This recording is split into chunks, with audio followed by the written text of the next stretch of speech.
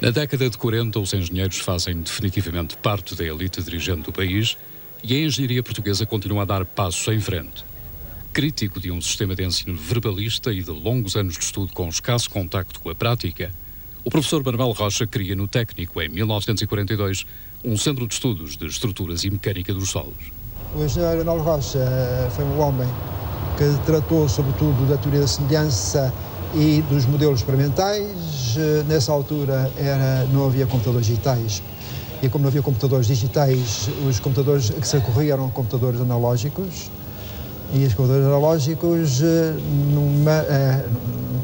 do tipo modelos reduzidos. Poucos anos depois surgiu o Laboratório de Engenharia Civil, que viria a tornar-se um dos mais prestigiados laboratórios do mundo. O Laboratório de Engenharia Civil começou por ser excelente nos modelos reduzidos, e especialmente nos modelos reduzidos de barragens, mais tarde de hidráulica e de outras especialidades de engenharia. E esses modelos reduzidos vieram tornar possível a análise experimental de grandes obras que, de outra forma, teria sido difícil construir, não só em Portugal, como no estrangeiro.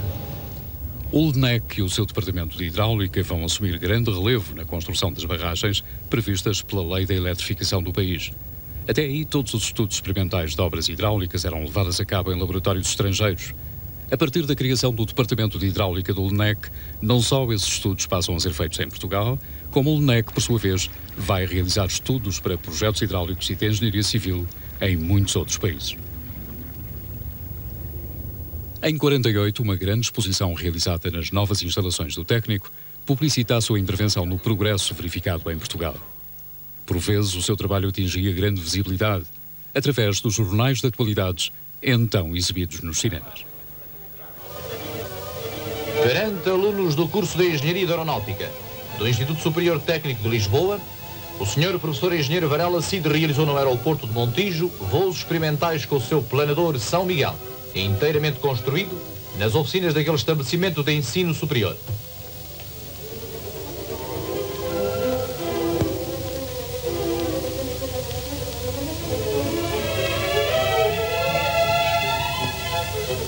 Rebocado por um automóvel, o São Miguel descolou perfeitamente e, levando-se pouco depois a muitas dezenas de metros de altura, onde pairou largo tempo num sereno voo de Condor, evidenciando as mais perfeitas condições de estabilidade e o valor da sua construção, resultados do saber e da competência do professor Varela Cid, técnico português de aeronáutica de grande renome.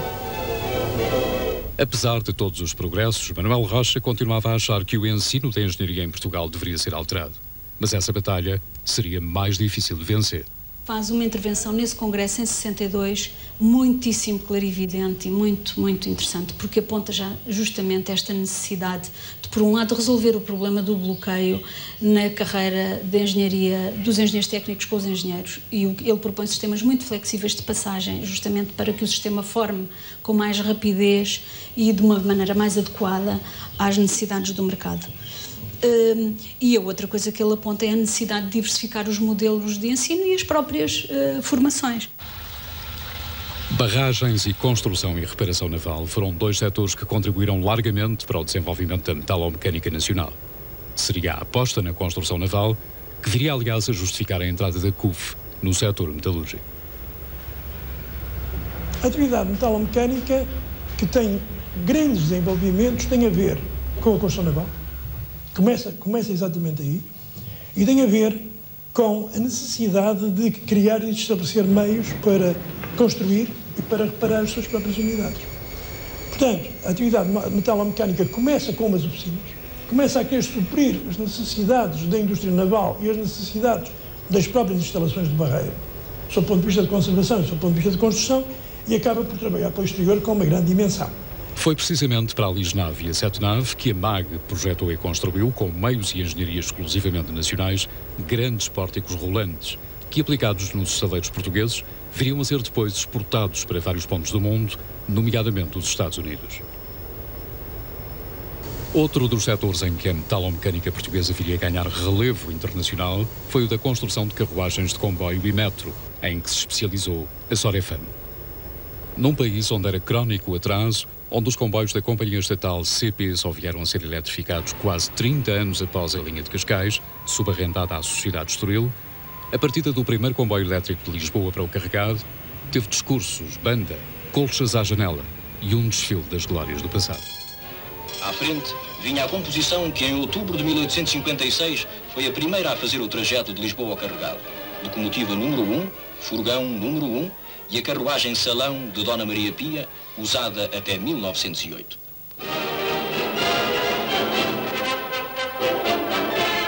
Outras composições antigas se seguiram em perfeito estado de funcionamento, o que muito honra as oficinas da CP, como esta, em que as 3 classes eram pintadas de cores diferentes.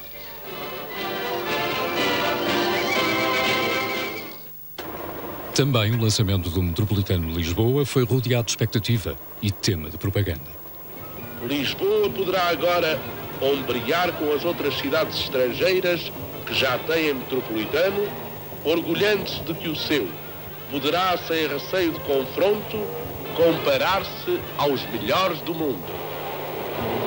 Quando o metro de Lisboa se dava a conhecer através dos meios audiovisuais, já a Sora FM investira na sua imagem, como bem o demonstra este filme de 1956.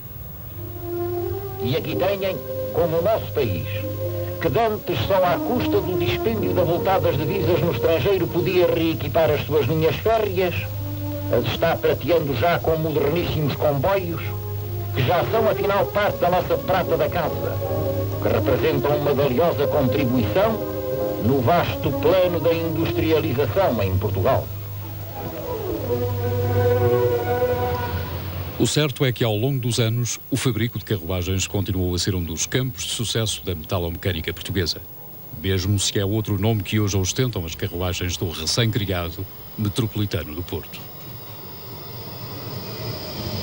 Hoje em dia, aquilo que temos e que estamos a fabricar são comboios como estes que estão atrás de mim, que é o que nós chamamos de CP2000, que está exatamente, estamos nestes dias a lançar este comboio e que vão operar na zona do Porto, ligações suburbanas do Porto. Acabámos de fazer a fabricação do Metro de Lisboa, 38 unidades, que entregámos recentemente ao Metro de Lisboa. Toda a frota do Metro de Lisboa, hoje em dia, foi toda ela fabricada nas nossas oficinas e concebida pelos nossos engenheiros. E temos ainda, como referi, o Metro do Porto, que são 72 comboios que estão neste momento em pleno a ser fabricados aqui nas nossas instalações. A nossa engenharia vocacionada para a concepção da estrutura do veículo e depois a integração dos diversos sistemas.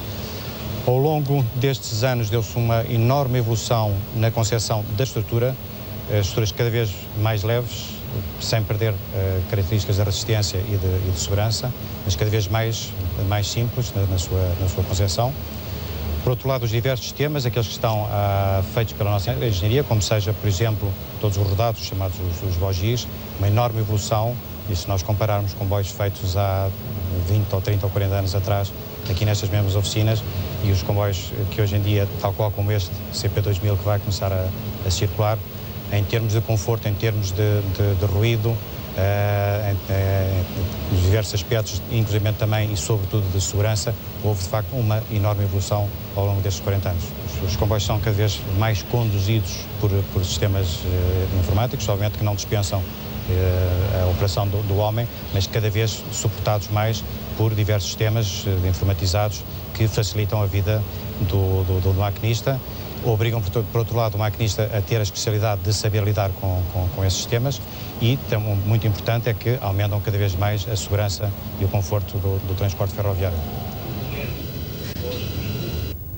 Ainda nos anos 50, a engenharia portuguesa de processos químicos, que normalmente subestimada, foi, ao longo do século XX, um dos motores da economia portuguesa, assinala a primeira produção de amoníaco em Portugal. Com o desenvolvimento da indústria do amoníaco em Portugal, que, tendo sido proposta à volta dos anos 20, teve um desenvolvimento relativamente tardio e só veio ser concretizado depois da Segunda Grande Guerra, a CUF, estando atenta, procurou logo entrar também nos adubos nitrogenados, que aliás já comercializava, provindos da ICI. A primeira solução que existiu foi uma produção de amoníaco em Alfarrete, perto, portanto, das barragens do Tejo e do Zézer, mas se verificou que o amoníaco por via eletrolítica, o hidrogênio por via eletrolítica era muito caro. E, portanto, a CUF sempre lutou para realizar o amoníaco por via petroquímica, portanto, por transformação a partir de derivados de petróleo. Assim, a União Fabril do Azoto, que era uma empresa associada da CUF, desenvolveu o primeiro complexo de fabricação de amoníaco, que é a unidade do amoníaco do Lavradio. Já nos anos 60, a CUF lança-se também 2 outros ramos da engenharia de processos, rações alimentares e cervejas. Nestes anos, resolve-se por fim um debate que tinha quase um século de existência. Uma discussão, uma vontade férrea de criar uma indústria siderúrgica em Portugal. Finalmente, embora a promulgação seja de 54, a Constituição seja de 54, em 1961 é inaugurada a Siderurgia Nacional. Aquela indústria que outrora fora conhecida como a mãe de todas as indústrias. Aquela que qualquer país que se queria industrializar considerava como a indústria-mãe, a indústria emblemática. E em tempos também se disse em Portugal que um país sem indústria siderúrgica não era um país, era uma horta ou qualquer coisa que se assemelhasse. Em 1971, o projeto de criação de uma área concentrada de indústrias de base vai originar outro debate que ainda persiste. Optando por dar prioridade à refinação de petróleos pela petroquímica e aproveitamento das espíritos de aljustrel, o grupo de trabalho aponta à área de Sines. A crise petrolífera de 73 e as alterações políticas verificadas em Portugal vão alterar o pensamento sobre Sines, mas o porto ali construído é hoje o maior porto português em carga movimentada. É um porto ainda bastante virado para a parte energética, está agora a desenvolver grandes esforços na parte de contentorização, mas o Porto de Leixões está com um movimento da ordem dos 14 milhões de toneladas ano, Lisboa está com cerca de 12 milhões e meio, Sines está à volta de 19 milhões e qualquer coisa. O próprio desenvolvimento económico do país, no que diz respeito ao desenvolvimento da sociedade, a questões tão importantes como o êxodo rural, como a imigração, todo o fenómeno da terceirização da economia nacional. Naturalmente vão ter consequências no que diz respeito ao pensamento e à participação dos planos de urbanização. É preciso resolver de outra forma, são colocados novos desafios, novas necessidades no que diz respeito à criação de infraestruturas que permitam tornar uma cidade habitável. Já nos finais dos anos 50 começamos a assistir a uma outra abordagem urbana, se quisermos. Primeiro nos Olivais Norte, ainda muito segundo o ideário da Carta de Atenas, uma grande extensão de terreno, toda ela plana, mais que foi tornada plana, e, enfim, os edifícios um pouco pontuados nesse território e assim se negando, de algum modo, a ideia do sistema urbano fundado na rua e na praça. Nos Olivais Sul, que é uma área muitíssimo maior do que os Olivais Norte, já se vai trabalhar, creio eu, com o sentido de alguma revisão e de alguma capacidade de distanciamento crítico em relação a esses postulados tão radicais da Carta de Atenas. Já podemos ver algumas influências das novas cidades que estavam a construir em Inglaterra, e que era um urbanismo fundado em questões de salubridade, de insolação, enfim,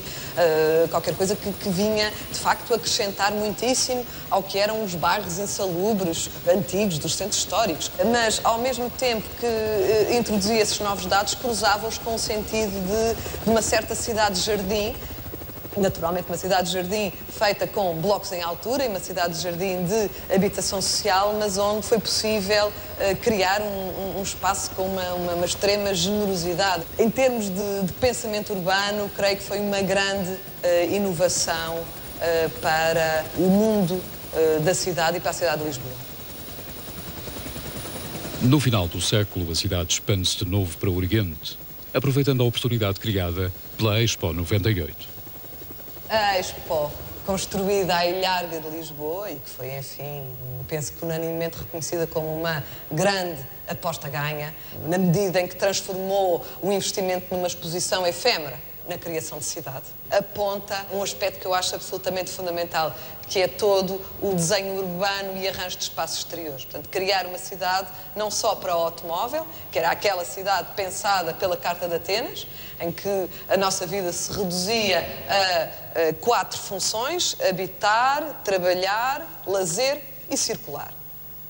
E circular de automóvel. Ora bem, de algum modo, creio que neste meio século se começou a apontar por reconciliar as duas situações, ou seja, a situação do homem motorizado, enfim, que é infalível, mas também o gosto por caminhar e andar na cidade, e para isso é fundamental ter as infraestruturas próprias, que creio que a Expo apontou um interessante caminho, até pela sua ligação ao magnífico rio que banha a cidade. O êxodo para as cidades não pode ser separado de uma política que, defendendo a vocação agrícola de Portugal, não criou condições para que a agricultura pudesse manter-se e progredir. Nem sempre se investiu nas melhores orientações para a agricultura portuguesa, vida toda a questão da cultura do trigo no Sul, em que teve sempre uma manutenção artificial através dos preços. E noutras áreas, os planos de rega, que seriam importantes para um outro tipo de agricultura, de rega, de regadio. Portanto, é uma coisa que começa muito tarde já e nem sempre seguiu um caminho retilíneo e tecnicamente avançado. Há sempre as duas visões, a do Norte, a agricultura do Norte e a agricultura do Sul, um bocado contraditórias. Porque a agricultura, em termos de propriedade, é uma agricultura que era possível mecanizar, como se mecanizou, portanto, a possibilidade de investir e melhorar. Já no Norte é precisamente o contrário. A pequena propriedade, chamados os prédios, com umas milésimas de hectares, não exagerando um bocado, não permite, de facto, fazer uma agricultura que produza para o mercado, que é hoje a situação. As florestas sempre tinham tido acompanhamentos anteriores, já tínhamos introduzido algumas indústrias de pasta e de papel, conhecem um novo ímpeto, o povoamento florestal, claro, que teve que se adaptar e claro que não se circunscreve à questão industrial e, naturalmente, temos todas as indústrias ligadas ao aproveitamento da cortiça. Portugal continua a ser o maior produtor mundial de cortiça, destacando-se quer na produção tradicional, quer nas inovações, como a ligação entre cortiça e borracha. É também líder mundial nos aglomerados de madeira, ao mesmo tempo que o eucalipto conquistou um espaço talvez excessivo nas florestas nacionais. O eucalipto surge aqui como uma possibilidade. Quando se pôs a pensar uma indústria, verificou-se que o eucalipto era uma espécie com uma grande capacidade de crescimento, tirando partido de situações que não precisavam ser muito ricas e, portanto, foi uma espécie que crescia rapidamente e que originava a rentabilidade. O que não acontece com a maior parte das outras espécies florestais, que alargou-se exageradamente em termos de grandes extensões de eucalipto, eliminando tudo aquilo que era resto de floresta, digamos, mais próximo do natural, e, portanto, houve exageros nessa vida. Uma indústria antiga em Portugal é a de moldes, que teve a sua gênese na Marinha Grande. Primeiro associada à indústria vidreira, viria a, depois da Segunda Guerra Mundial, produzir moldes para bakelite. Porque houve um senhor, o Nilo Abrantes, que teve a iniciativa de, a partir de uma pequeníssima indústria de moldes para vidro e com o aparecimento dos plásticos nos anos 40, ter pensado que o plástico seria o futuro e mudou a sua atividade do vidro para os moldes de plástico e deu origem a uma indústria que, pelo facto de se ter iniciado muito cedo no processo de desenvolvimento dos plásticos e pelo facto de também muito cedo ter começado a exportar, nomeadamente para mercados exigentes, nomeadamente os Estados Unidos, teve um crescimento bastante grande durante os anos 60, 70, 80, 90 até hoje. A 25 de abril de 74, um golpe de Estado militar encabeçado por jovens capitães em desacordo com o prolongamento da guerra colonial põe fim ao regime saído do 28 de maio. Ao golpe, segue-se uma fase de grande agitação política com um forte envolvimento das classes trabalhadoras. Vários empresários exilam-se. Também as empresas multinacionais, não podendo manter os baixos salários que se tinham habituado a praticar, abandonam o país. Mas a ruptura causada pelo 25 de Abril é também um salto para uma modernidade que tardava em chegar a Portugal.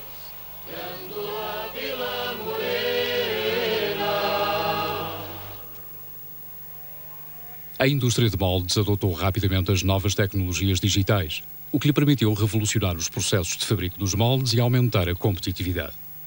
As tecnologias de informação estiveram na base de avanços nas áreas de desenho e projeto, cálculos, simulação e prototipagem rápida, e contribuíram para a automatização, rapidez e produtividade de todo o processo.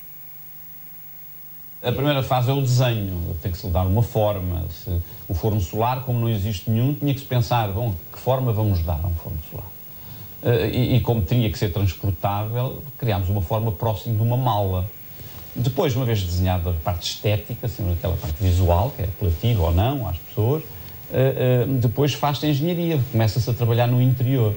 A maravilha dos computadores é que se pode fazer uma coisa e a outra em sobreposição.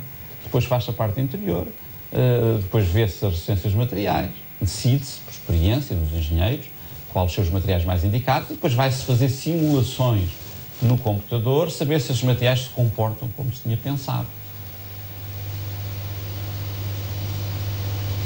Uma vez feito isso, faz-se um protótipo, para termos nas nossas mãos o produto, para o testar, para o mostrar às pessoas que não sabem de desenho e que, portanto, preferem ver para decidir. Depois era só orientar, era assim, ver a luz a refletir no fundo da caixa negra, da chapa negra. Depois de regulado o forno, regula-se a incidência solar, de maneira a que a luz incida no centro do forno. Nos anos 60, o Estado português restringia a importação de veículos completamente concluídos, impondo a montagem em Portugal de veículos destinados ao mercado doméstico. Já nos finais da década de 70, pretendendo reestruturar a indústria automóvel, o governo lança um concurso para a instalação de construtores em Portugal, concurso que veio a ser ganho pela Renault. A adesão de Portugal à Comunidade Europeia é outro fator que influi na modernização do país. Aos subsídios comunitários soma-se o investimento das empresas, para quem Portugal é ainda reserva de uma mão de obra pouco qualificada, mas competitiva em termos salariais. A globalização da economia, no entanto, não demorará a fazer-se sentir, arrastando nomeadamente a deslocalização e o fecho da linha de montagem da Renault. Nos anos 90, instala-se na região de Palmela o projeto Auto Europa. Nós estampamos as nossas peças de metal, construímos o carro na área de carrocerias, fazemos a sua pintura e finalmente fazemos a sua montagem final, onde são montados todas as partes mecânicas e toda a parte de interior do conforto do veículo, até o carro depois ser enviado para o cliente final. A Auto Europa vai permitir um maior envolvimento português na engenharia de processo, nomeadamente nos setores de estampagem e injeção de plásticos, e também na indústria de componentes para automóvel, uma das mais promissoras indústrias nacionais. Em termos de funcionários da Auto Europa, a incorporação nacional é de cerca de 99%, isto é, dos 3.600 empregados, temos apenas alguns quadros técnicos e superiores, mas muito poucos estrangeiros, tudo o resto são nacionais. Fora da Auto Europa, em indústrias relacionadas tanto na área de serviços como na área de componentes para o nosso processo produtivo, estamos a falar da ordem dos 36 mil pessoas que estão umbilicalmente ligadas, se podemos dizer, à Auto Europa. Recorrendo no recrutamento inicial a mão de obra qualificada, deixada no desemprego pelo desaparecimento de outras empresas da região, a Auto Europa utiliza em larga medida a automação. Temos feito, principalmente nas áreas de carrocerias e pintura, grandes melhorias aos processos produtivos, porque estas duas áreas dependem basicamente de melhorias contínuas dos equipamentos aí instalados, o que nos tem permitido, nas carrocerias, vir dos 40% de automação quando iniciamos a fábrica e estamos agora em 85% e continuamos a melhorar nesse sentido. Isto tudo tem sido desenvolvido por técnicos nacionais. A Rádio-Televisão Portuguesa tornou-se um dos sustentáculos da informação, da cultura e atração cada vez mais popular.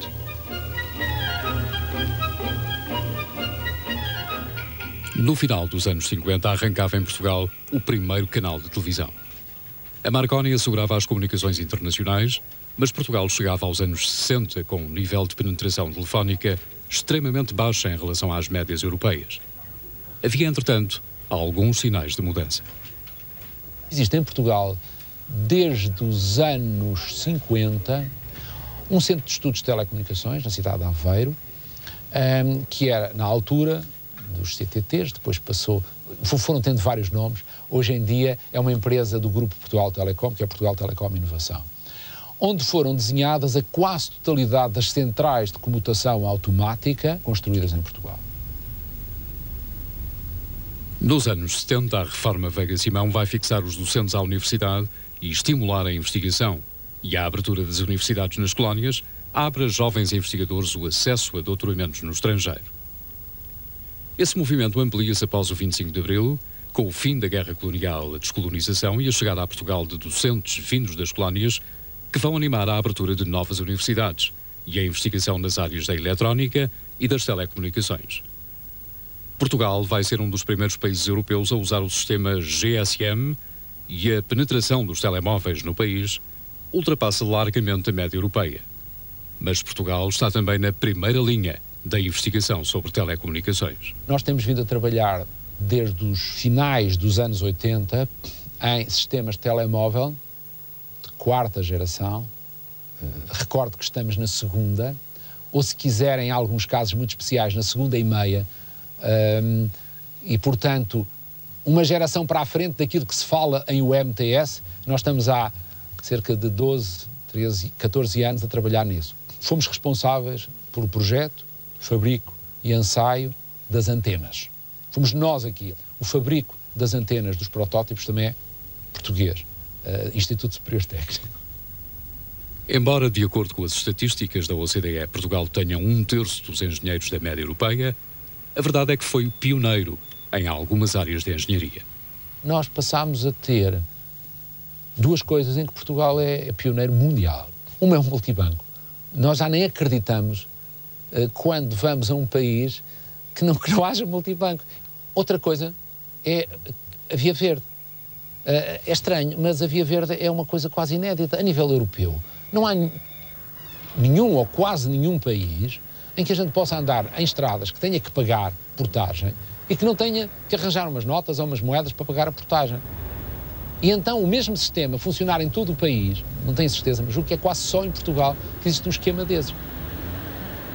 Também na robótica, Portugal está na primeira linha da investigação tecnológica e científica. No âmbito da robótica marinha, destaca-se a cooperação entre o técnico e a Universidade dos Açores. O que estamos a fazer com a Universidade dos Açores é utilizar os robôs que desenvolvemos para estudar hidrotermais, até agora é hidrotermais de pouca profundidade, não é? Portanto, é o aspecto puro científico. O outro projeto em que estamos envolvidos, que é o projeto Marov, é fazer o estudo de uma zona de proteção total, que é ao largo da ilha do Faial. E o que se pretende é, no fundo, ter um retrato da área, permitir às pessoas que fazem a gestão daquela área agir com base em dados científicos bastante fortes. Nós queremos ter um mapa muito geral da área, não só o mapa do fundo, mas, por exemplo, saber quais os tipos de fundos, quais os tipos de plantas e animais que habitam não só a coluna d'água, mas os fundos, e depois ver como é que isso evolui no tempo. Ora, isso só pode ser feito com veículos robóticos e equipados com câmaras de visão, com sensores acústicos, que permita tirar fotografias da área e ver como é que isso evolui ao longo do tempo. É extremamente importante para o futuro, não é? Mas para que o Mar dos Açores possa ser estudado com o auxílio dos robôs marinhos, muitos foram os desafios que os investigadores tiveram de vencer. Aquilo que é muito difícil em robótica marinha é saber onde está. Porque enquanto à superfície um robô ou uma viatura ou uma pessoa pode utilizar a chamada constelação de GPS para saber onde está, uma precisão muito grande, debaixo da água as radiações eletromagnéticas atenuam muito rapidamente, não é possível utilizar GPS. Chama-se isso fazer navegação, saber onde está. Porque adquirir dados sem saber onde é que eles foram adquiridos não tem interesse absolutamente nenhum. Bom, Depois de saber onde está, ele sabe, pela rota que é programada pelo operador cientista, onde é que deveria estar. Onde é que tem que fazer as correções. Chama-se isso o sistema de controle. Aqui trabalhamos muito na parte de controle e navegação. Debaixo d'água é extremamente difícil falar com os robôs, porque eu já há bocado mencionei que debaixo d'água as ondas eletromagnéticas propagam-se muito mal. Tem que se utilizar som. E ainda é mais complicado se, por exemplo, eu tiver um robô a 20 ou 30, 40, 50 metros de profundidade e tiver um navio muito longe. Porque o robô começa a emitir ondas sonoras, mas o que o navio recebe é não só aquilo que recebe diretamente, mas todas as reflexões no cimo e no fundo do mar. Conclusão, o operador está a bordo do navio, houve uma grande cacofonia, não é? No entanto, se essa informação for transmitida na vertical, como não há estas reflexões todas, então pode-se transmitir a informação de maneira rápida. O catamarã o que faz é ter o papel de andar sempre em cima do robô submarino para conseguir transmitir na vertical. Então pode-se transmitir rapidamente a informação. E depois é transmitida para o navio, não é? Porque temos duas grandes vertentes, não é? A vertente puramente tecnológica, porque somos uma escola de engenharia, mas damos grande ênfase à colaboração com os cientistas, porque no fundo o que o cientista quer saber no fim do dia é quanto é que tem que pagar por cada bit de informação e não quer saber se o robô é sofisticado ou não. De modo que a simbiose entre aquilo que se chama a ciência e a tecnologia marinha é que de facto aquilo que nos move, não é? Uma outra simbiose de caráter bem diverso é a que se deu entre a robótica e a indústria do calçado. Uma indústria tradicional que soube adaptar-se, evoluindo dos métodos artesanais para as novas tecnologias. Uma parceria entre empresas, centros de investigação e organismos públicos permitiu levar a cabo um projeto de criação de equipamentos e sistemas inovadores nas áreas funcionais das empresas de calçado. O projeto FACAP constou de cerca de 45 equipamentos diferentes, todos eles vocacionados para as várias áreas funcionais que as nossas fábricas integram, desde os sistemas CAD, aos sistemas de logística, aos sistemas de corte de jato de água e as primeiras iniciativas ao nível da robotização. Portanto, se foram tudo, e sistemas de informação, comunicação também, portanto, foram tudo soluções desenvolvidas ao abrigo do projeto FACAP e que existem hoje instaladas pelo mundo fora. O processo é todo ele integrado do princípio até ao fim. Ou seja, o estilista pode conceber o seu produto logo no sistema CAD, no sistema de design, os pormenores do salto, da sola, a própria forma que vai ser um componente, um acessório necessário para a produção do sapato. Todas estas linhas passam automaticamente para o sistema CAD de engenharia, que dá uma origem automática também a todo o desenho da peça que vai ser diretamente cortada no sistema de corte por jato de água. Da mesma forma, esses mesmos desenhos podem ser os utilizados depois nas máquinas de costura automática e por aí adiante relativamente a todo o processo produtivo. A engenharia ocupa-se também da logística, vista como peça importante no aumento da produtividade.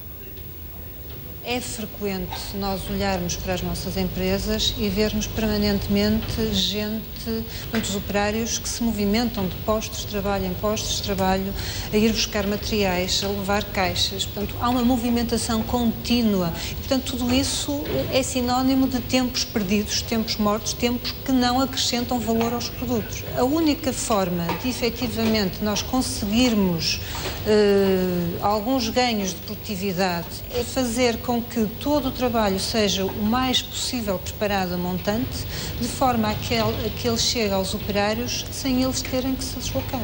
Um engenheiro hoje tem que ter capacidade para perceber a problemática associada à adoção e valorização da tecnologia. Um desafio importante hoje do ensino da engenharia é mais do que dar somente capacidades ou um conjunto de competências de base tecnológica, é também fornecer a capacidade para um engenheiro aprender a lidar com outras situações. Em muitas escolas de engenharia pelo mundo fora se tem notado uma crescente adoção de créditos noutras áreas, para facilitar essa capacidade de aprender e dos engenheiros serem enfrentados com outros problemas, não necessariamente ou não apenas de base tecnológica. Isto é, de facto, um trabalho dos engenheiros que, como têm problemas para resolver e o seu desafio é arranjar soluções para esses problemas, muitas dessas soluções não são exclusivamente de base técnica, são técnica organizacional e às vezes relacional. Consistem em fazer de tarefas complexas tarefas simples. Uma tarefa que supunha 30 passos é desagregada, desmontada em 30 postos de trabalho em que cada pessoa faz um gesto simples, uma coisa muito simplificada. O que isto depois permite é não só a entrada massiva, enorme de gente que participa da vida económica, que é a sua oportunidade de sair do campo, de melhorar, apesar de tudo, algumas condições de trabalho, designadamente as mulheres, não é? Tem esse efeito. Tem o efeito de se alcançarem níveis de produção que faz com que hoje em cada casa um carro, em cada panela um frango. Aqui o engenheiro aparece sobretudo como, há quem diga, um empreendedor cívico ou um empreendedor social. Portanto, tem que ter uma capacidade crescente de aglomerar equipas. Portanto, os problemas tecnológicos, mesmo quando são centrais, nunca são problemas únicos. Têm que ser considerados no seio de uma panóplia de outras questões. Se a evolução tecnológica ao longo do século XX está ligada à eletricidade, no final do século a atenção concentrou-se nas energias renováveis, de acordo com o conceito de desenvolvimento sustentável, ou seja, de garantir que as necessidades das gerações atuais podem ser satisfeitas sem que isso comprometa as das gerações futuras. A escassez da água, a situação das reservas de petróleo, criaram a necessidade não apenas de uma melhor gestão desses recursos, mas também de utilização de novas formas de energia. Se definirmos intensidade energética como a quantidade de energia necessária para criar riqueza, para a mesma criação de riqueza, o consumo de energia tem baixado nos países mais desenvolvidos. Portugal encontra-se numa situação de transição em que esse fenómeno não se tem passado. Portanto, nós temos aumentado continuamente durante as últimas décadas a intensidade energética.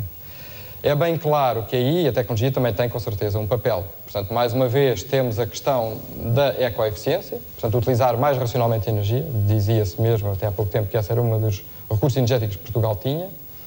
Obviamente, isto deve ser combinado com a utilização de energias renováveis. O programa eólico tem sido um programa com bastante êxito, só que também é um programa subsidiado. Quando esses subsídios acabarem, e não está longe o período, aí nós ficamos outra vez frágeis em relação ao aproveitamento do resto dos recursos que temos. O mar pode vir a ser uma fonte de energia também importante, mas as tecnologias estão atrasadas. Se implementássemos a solução do solar dentro do que seria razoável em Portugal, na sua extensão razoável, mas estaríamos com certeza a falar numa redução, por exemplo, de gases de efeito de estufa, que estão no âmbito do protocolo de Kyoto, de 1% das nossas emissões, o que é um número significativo. Mas, apesar de tudo, esta solução tem que ser complementada com outras. Já, obviamente, o eólico tem um enorme potencial em Portugal e vemos que há, neste momento, grandes grupos financeiros interessados em promovê-lo e está a avançar. Penso que, de facto, vai ter uma penetração muito mais forte. Não é só de criar novas energias que se trata, mas também de diminuir a poluição causada pelas energias tradicionais. A substituição do gás convencional por gás natural tem contributos positivos para o ambiente, nomeadamente porque quando a combustão do gás natural se dá, forma-se menos CO2 do que se formaria para produzir a mesma quantidade de energia com um gás convencional, leia-se, por exemplo, o propano ou gás de cidade. E daí, digamos, a sua vantagem, nomeadamente, por exemplo, em termos de protocolo de Kyoto. O conceito de desenvolvimento sustentável implica também o conceito de extensão da responsabilidade sobre o produto. O tratamento de resíduos tornou-se uma obrigatoriedade para as empresas e, com a consciência da finitude dos recursos, a noção de reciclagem substituiu-se à de desperdício. Fala-se muito em desperdício. Somos uma sociedade que gera muito desperdício. Eu penso que esse é o primeiro paradigma que está errado. Nós não geramos desperdícios, geramos resíduos que têm que ser valorizados. Temos que aproximar o sistema industrial pela natureza e, portanto, esses desperdícios torná-los algo que é valioso, de uma reserva para o futuro. Esta tendência foi consagrada na Europa em algo que é um princípio que é da extensão da responsabilidade sobre o produto. Hoje em dia, qualquer empresa que ponha um produto no mercado é responsável por ele ambientalmente e economicamente, ou seja, deve suportar os custos ambientais. Reciclagem, poupança de energia. 2 conceitos a aplicar numa casa do futuro que poderá não estar tão longe assim. Portugal não tem aumentado a eficiência energética da sua economia por 2 razões principais. A primeira, pela utilização de energia nos transportes. Portanto, isso passa, mais uma vez, por uma mudança de paradigma social. Utilizar mais transportes públicos e a utilização de energia nos edifícios. Aí temos outro paradigma muito importante, por exemplo, esse mexe com a arquitetura. Promover edifícios, portanto, bioclimáticos, edifícios com uma arquitetura mais correta e que possamos, sempre num país como o nosso, usar mais energia solar passiva e a ativa, ao invés de insistir, digamos, em sistemas de climatização muito poderosos, que são, obviamente, essenciais, mas podem estar complementados com outras tecnologias. A casa do futuro pode ser compreendida como uma casa na qual, em vez de consumirmos energia, por exemplo, da rede elétrica, a casa possa atuar como uma produtora de energia. Nesse âmbito, podemos ter, por exemplo, aproveitamentos da energia solar, podemos ter aproveitamentos de microcogeração, podemos ter, por exemplo, a climatização condicionada por fatores solares e podemos, obviamente, ter uma ideia de caixote de lixo inteligente, no sentido de que a metabolização dos materiais que processamos em casa possa contribuir para um circuito efetivo de reciclagem. Um bem que usamos como infinito e de cuja finitude tivemos de nos consciencializar é a água. E também em relação à água, reciclar é possível. Em particular em Portugal, eu penso que o século XX foi talvez, na questão do ambiente, o século da natureza e o século da água. O problema da qualidade da água tem muito a ver depois com o seu tratamento e tem sido feito um desenvolvimento enorme em Portugal em termos de tratamento de efluentes, em termos de qualidade da água no abastecimento. Um dos principais pontos onde, quando se faz uma análise ambiental a uma empresa, se pretende atuar é justamente na reciclagem, na reutilização, melhor dizendo, de águas. Portanto, não deixar o ciclo aberto, fechar o ciclo. No final do século XX, começou também a desenvolver-se uma nova ligação entre a engenharia e a medicina. Bem para além do fabrico de instrumentos ou de próteses ou da aplicação dos raios-X, há a imagiologia médica ou até da natural entrada da informática em meio clínico. Evidentemente que há muitas áreas de aplicação de interação entre a medicina e a engenharia, nomeadamente em tudo o que tem a ver com materiais, com reconstrução de tecidos, de órgãos, disso tudo, mas também no desenvolvimento de equipamentos e de metodologia de equipamentos que permite a detecção de variáveis biológicas de interesse médico e de todo o desenvolvimento extraordinário que tem havido em meios auxiliares de diagnóstico, por exemplo, e muitas coisas desse tipo. No caso dos diabéticos,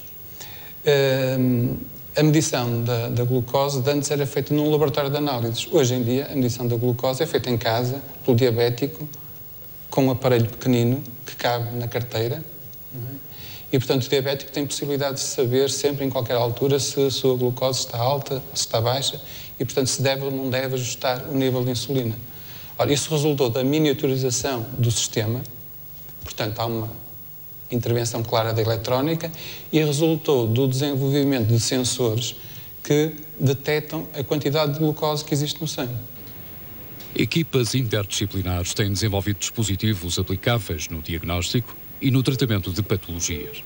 Para além da imagiologia que tem evoluído muito, para além de todas as biochips e coisas que medem real-time as interações das moléculas de interesse biológico, há toda uma outra área que está em grande desenvolvimento agora, que são os métodos de detecção da expressão de genes, que estão a ter uma importância muito grande, por exemplo, no diagnóstico de tumores malignos e de cancro em geral, em que eu pessoalmente estou convencido que daqui a mais meia dúzia de anos já não haverá patologistas a olhar no microscópio para detectar o tipo de tumor. Isso tudo vai se fazer eventualmente pelas gene chips ou oligonucleotide chips que medem num slidezinho o nível de expressão de 10 mil genes ou coisa assim, e como o cancro tem a ver com a alteração da expressão genética das células, é o método mais direto de saber se a célula é cancerosa ou não e que tipo de cancro é que a célula se transformou. No que diz respeito à biologia, penso que a biologia ela própria, a biologia fundamental, penso que a área de interação mais interessante também tem a ver com o desenvolvimento de instrumentação para os estudos dos processos biológicos. E depois uma área mais aplicativa de transferência, desenvolvimento para o tecido produtivo, se quisermos, tem a ver com a participação da engenharia bioquímica na exploração da produção de processos de genética molecular, de engenharia genética. A informática e a eletrónica permitiram a introdução da telemedicina e a robótica veio permitir a realização de intervenções cirúrgicas minimamente invasivas. Por exemplo, para se chegar à coluna vertebral, normalmente, se a operação é feita pela frente, é necessário mexer em vários órgãos. E, portanto, isto é uma cirurgia que é extremamente invasiva, os órgãos depois demoram bastante tempo a voltarem ao sítio. Com a microcirurgia, portanto, nós conseguimos afastar esses órgãos e chegar, por exemplo, a uma hérnia discal com muito mais facilidade do que se conseguia anteriormente. A engenharia biomédica é um exemplo de um tempo em que cada vez mais o trabalho em rede se torna indispensável. Nenhum biólogo, por muito bem formado que seja, mesmo que tenha boas luzes e boa base bioinformática, já pode trabalhar sozinho com database. Habitualmente tem um especialista de informática, também formado em bioinformática, mas do lado da informática, que o ajuda a fazer a sua procura. O fomentar do trabalho em equipa é aquilo que permite especializar e aprofundar o conhecimento ao mesmo tempo que responder a uma necessidade crescente de transdisciplinaridade e de abrangência de outros problemas que vão para além de uma sociedade tecnológica, como questões não só de natureza humana, mas também social e económica. Dentro do limite do que é a comunicabilidade, quanto mais diferentes as pessoas, melhor, e sobretudo, neste caso específico, quanto mais diversa a formação do grupo, melhor, se o grupo funciona enquanto grupo. Não é concebível que um médico tenha o domínio de toda a tecnologia que utiliza. E, portanto, não é concebível que haja médicos que, ao mesmo tempo, sejam engenheiros. E, por isso, eu julgo que o desenvolvimento da medicina, o importante para o paciente é a forma como é tratado, a forma como lhe são diagnosticados os seus problemas, vai implicar uma colaboração estreita entre os médicos e um novo tipo de engenheiros que são engenheiros dedicados à medicina. Ao longo do século XX, a engenharia multiplicou as suas áreas de intervenção. Longe vão os tempos de Alfredo Ben-Saúde e do ensino dividido em 5 ramos. Mais e mais áreas reclamam a participação dos engenheiros. Resta saber como responde à diversificação crescente o ensino da engenharia. O processo ao longo do século XX de crescente complexidade e estratificação da engenharia não é acompanhado de forma semelhante pelos modelos de ensino. Antes, pelo contrário, há uma convergência para um modelo quase único de ensino, particularmente centrado nas ciências da engenharia.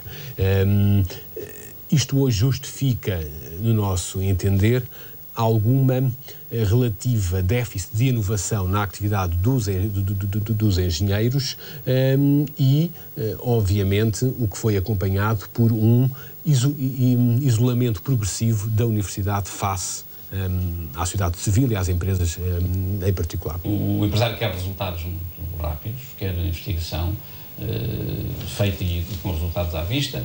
O universitário português tipo, não quer dizer com estas exceções, devido à sua atividade pelas aulas, às vezes aulas de 2 ou 3 escolas, não apenas numa, e depois pouco tempo fica para a investigação. E como os resultados são precisos com alguma urgência, eles são um pouco mais lentos, digamos, em dar resultados do que propriamente a indústria necessita. Por outro lado, também, os empresários nem sempre valorizam muito, digamos, o valor intelectual que está da parte do investigador.